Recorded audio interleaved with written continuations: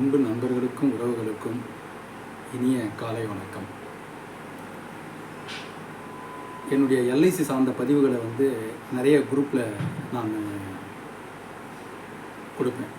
அதை மாதிரி ஒரு பொதுவான ஒரு குரூப்பில் ஒரு பதிவு கொடுத்துருந்தேன். எல்ஐசி சம்மந்தமான ஒரு பதிவை நான் பதிவிட்டிருந்தேன். அதை பார்த்து அந்த குரூப்பில் பயணித்த ஒரு நண்பர் ஒருவர் என்கிட்ட ஃபோன் பண்ணார். இது ஒரு வருஷத்துக்கு முன்னே நடந்த ஒரு விஷயம். அவர் எனக்கு ஃபோன் பண்ணி சார், இந்த பிளான் நல்லா இருக்குது, இந்த பாலிசியை எடுக்கலான்னு நான் நினைக்கிறேன், எனக்கு தகவல்கள்லாம் சில டீட்டெயில்ஸ்லாம் கொடுங்கன்னு சொன்னார். சரின்னு அவர்கிட்ட நான் பேசினேன். பேசும்போது அவர் சாட்டிஸ்ஃபைட் ஆனார், சந்தோஷமாக. ஓகே, சரிங்க சார், எனக்கு ஒரு 2 மந்த் மட்டும் டைம் கொடுங்க சார், நான் இந்த பாலிசியை எடுக்கிறேன் சார் அப்படின்னு சொன்னார். ஓகே, எங்களுடைய நட்பு அப்படியே ஒரு வருடமாக அப்படியே தொடர்ந்துக்கிட்டே இருந்தது. அவர் 2 மாதம் ஆகியும் பாலிசி எடுக்கல. ஆனால் 1 இயருக்கு ஆயிடுச்சு அவர் பாலிசி எடுக்கலை. அப்புறம் சரி, நம்மளே மறுபடியும் தொடர்பு கொண்டு பேசுவோம்னு சொல்லிட்டு அந்த நண்பர்கிட்ட ஃபோன் பண்ணி, சார், நீங்கள் இந்த எல்ஐசி சம்மந்தமாக பாலிசியை பற்றி ரொம்ப ஆர்வமாக கேட்டீங்க. ஆனால் உங்களுடைய ஆர்வம் செயல் வடிவமாக இன்னும் நடக்கலை. அதனால் எப்போ சார் செயல் வடிவம் செய்யலாம் அப்படின்னு நான் அவர்கிட்ட கேட்டேன். கண்டிப்பாக உங்ககிட்ட நானே பேசணும்னு நினச்சிட்டு இருந்தேன் சார். ஓகே சார், நம்ம நேரடியாக சந்தித்து பேச முடியுமா சார் அப்படின்னு கேட்டேன். நிச்சயமாக சார், இது ஃபைனான்ஷியல் பிளானிங்கிறதால நம்ம நேராக உட்காந்து 1 to 1 பேசும்போது தான் உங்களுக்கு நிறைய புரிதல் கிடைக்கும் அப்படின்னு சொல்லிட்டு ஒரு அப்பாயின்மெண்ட் வாங்கி அவர்கிட்ட நான் பேசின ஒரு 40-50 நிமிஷம் மேலே அவர்கிட்ட நான் பேசி நிறைய விஷயங்களை எக்ஸ்பிளைன் பண்ணி அவர் ஓகே சரிங்க சார், அவரும் என்கிட்ட நிறைய டவுட்ஸ் எல்லாம் கேட்டார். அதெல்லாம் அவருக்கு புரிய வச்சேன். ஓகே சரிங்க சார், ஒரு 15 நாள் மட்டும் எனக்கு டைம். ஒரு மாதம் வரைக்கும் அவர்கிட்ட ஃபோன் மூலமாக நாங்கள் காலையில் குட் மார்னிங் விஷஸ் கொடுக்கறதோட மட்டுமே அந்த உறவு தொடர்ந்தது. ஆனால் இந்த ப்ரொபோசல் பற்றி அவர் எதுவும் முயற்சி எடுக்கலை. ஒரு மாதம் ஆகி மறுபடியும் அவர் எந்த முயற்சி எடுக்காததால் நானே மறுபடியும் அவர்கிட்ட ஃபோன் பண்ணி, சார் என்ன ஆச்சு, மறுபடியும் இந்த விஷயத்தை நீங்கள் ட்ராப் பண்ணுறாப்புல தெரியுதுன்னு, வேறு ஏதாவது உங்களுக்கு இது சம்மந்தமாக பேசணுன்னா சொல்லுங்கள் சார், நான் பேசலாம் அப்படின்னு சொன்னேன். அப்போ அவர் சொன்ன வார்த்தையை உங்கள்கிட்ட அப்படியே நான் கடத்துகிறேன். சார், ஒன்றும் இல்லைங்க சார், நான் அதிகமான அளவு கடன் வாங்கியிருக்கேன். அதாவது கடன் அதிகமான அளவுக்கு வாங்கியிருக்கேன். அதற்கு வட்டி கட்ட வேண்டியதாக இருக்குது. அதன் பிறகு குடும்பத்தை நடத்த வேண்டியதாக இருக்குது. இவ்வளவு பிரச்சனைகளுக்கும் கஷ்டங்களுக்கு நடுவில் புதுசாக இந்த ஒரு ப்ரொபோசலை ஸ்டார்ட் பண்ணுறதுக்கு எனக்கு கொஞ்சம் கஷ்டமாக இருக்குது சார். அதனால தான் தற்காலிகமாக இதை நான் நிறுத்துகிறேன் அல்லது தள்ளி வைக்கிறேன், போஸ்ட்போன் பண்ணுறேன். நிச்சயமாக கண்டிப்பாக ஒரு நாளைக்கு இதை கம்ப்ளீட் பண்ணுவேன் சார், நானே உங்களுக்கு கூப்பிட்றேன் சார். இல்லை, சொல்லுங்கள் சார், எவ்வளோ நாள் டைம் பொறுத்து நான் உங்களுக்கு கால் பண்ணட்டும் அப்படின்னு கேட்டேன். இல்லை சார், நிச்சயமாக நானே உங்களுக்கு கால் பண்ணுறேன்னு சொன்னார். இப்போது சப்ஜெக்ட் அது இல்லைங்க. அவர்கிட்ட பேசிட்டேன். Okay, thank you sir. அவருடைய தேவைகளுக்காக தான் அவர் கடன் வாங்கினார். இதில் என்ன சப்ஜெக்ட் அப்படின்னா, ஏன் கடன் வாங்கினார் அப்படின்னு கேட்டால் அவருடைய தேவைகளுக்கு கடன் வாங்கினார்னு அவர் சொல்லுவார். சார், நீங்கள் ஏன் கடன் வாங்கினீங்கன்னு நம்ம கேட்டோம் அப்படின்னா, சார், என்னுடைய தேவைகளுக்காக கடன் வாங்கினேன்னு சொல்லுவார்.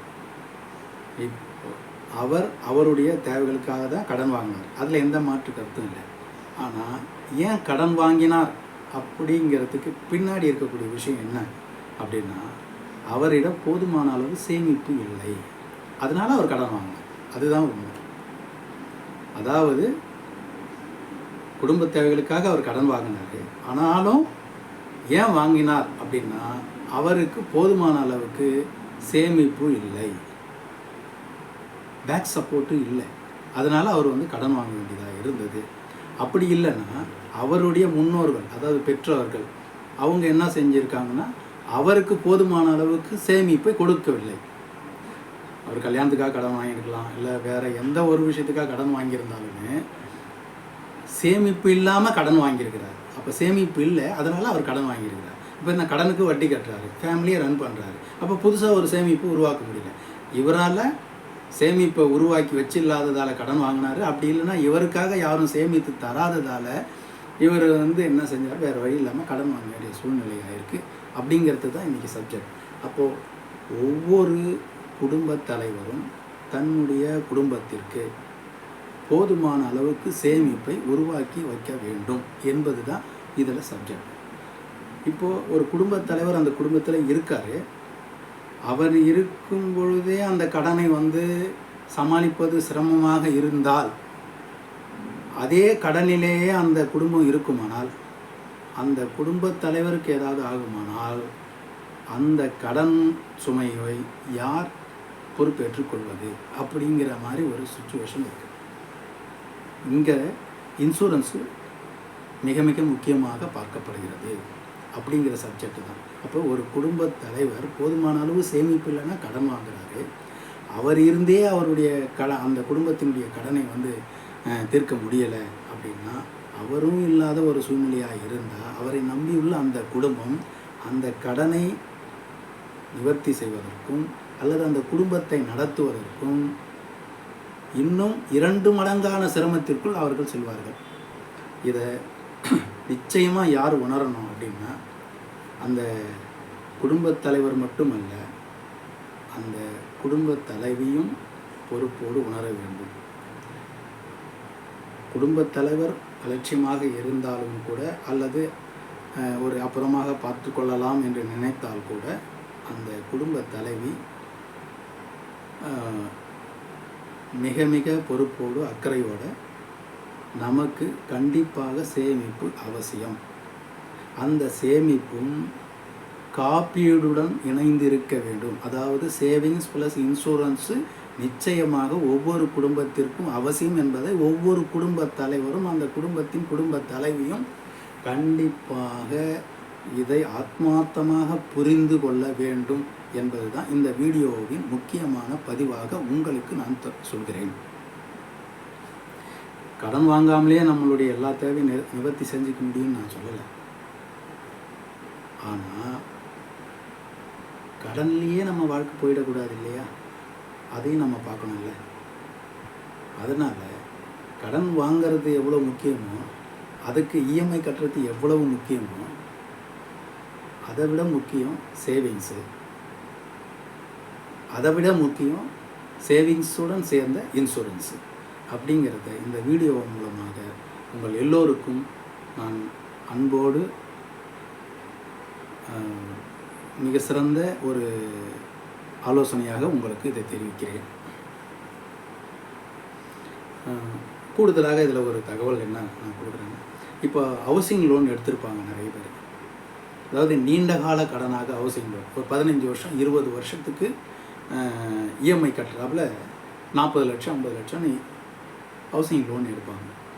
அந்த மாதிரி ஹவுசிங் லோன் எடுத்தாங்க அப்படின்னா கண்டிப்பாக அவங்க வாங்கிய கடனை விட 3 மடங்கு தொகையாக தான் அந்த கடனை திருப்பி செலுத்துகிறாப்புல இருக்கும்.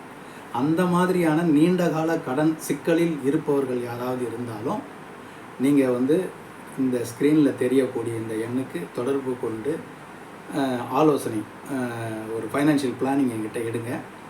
உங்களுக்கு சீக்கிரமாக அந்த கடனை க்ளோஸ் பண்ணுறது மூலமாக உங்களுக்கு எந்த அளவுக்கு அந்த பணம் மீதம் ஆகிறது அப்படிங்கிறத உங்களுக்கு ப்ராக்டிக்கலாக ப்ரூஃப் பண்ணி காட்டுறேன். உங்களுக்கு ஒரு 20 வருஷம் கடன் வாங்கியிருக்கீங்க, இஎம்ஐ கட்டிகிட்ருக்கீங்க அப்படின்னா, இப்போ அவுட்ஸ்டாண்டிங் லோன் அமௌண்ட் எவ்வளோ இருக்குதுன்னு தெரிஞ்சதுன்னா அதில் பிரின்சிபலை கொஞ்சம் கொஞ்சம் கொஞ்சமாக கட்டும் பொழுது எவ்வளோ நீங்கள் கட்டுறீங்களோ அதை பொறுத்து உங்களுக்கு எந்த அளவுக்கு கடன் சுமை குறைகிறது, வட்டி விகிதம் குறைகிறது, அதனால் உங்களுக்கு எவ்வளோ பணம் மிச்சப்படுகிறது என்பதையும் உங்களுக்கு ஒரு தெளிவான ஃபைனான்ஷியல் பிளானிங் நான் கொடுக்குறேன்.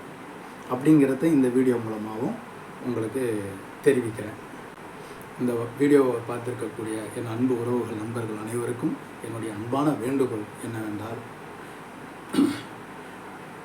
உங்கள் சேமிப்பை எல்ஐசியில் துவங்க இந்த ஸ்க்ரீனில் இருக்கக்கூடிய எண்ணிற்கு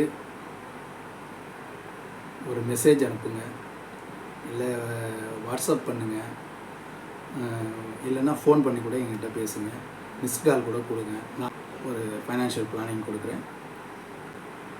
இந்த வீடியோவில் கூறிய இந்த கருத்துக்கள் உங்களுக்கு ஏற்புடையதாக இருந்தால் நீங்கள் இந்த வீடியோவுக்கு ஒரு லைக் பண்ணுங்கள், உங்களுடைய நண்பர்கள் உறவுகளுக்கு ஷேர் பண்ணுங்கள். வேறு ஏதாவது கருத்துக்கள் தெரிவிக்க வேண்டும் என்றால் நீங்கள் கமெண்டில் அதை பதிவு பண்ணுங்கள். உங்களுடைய ஆதரவை நாடுகிறேன். நன்றி, வணக்கம். என் சத்தியமூர்த்தி, ஃபைனான்ஷியல் பிளானர்.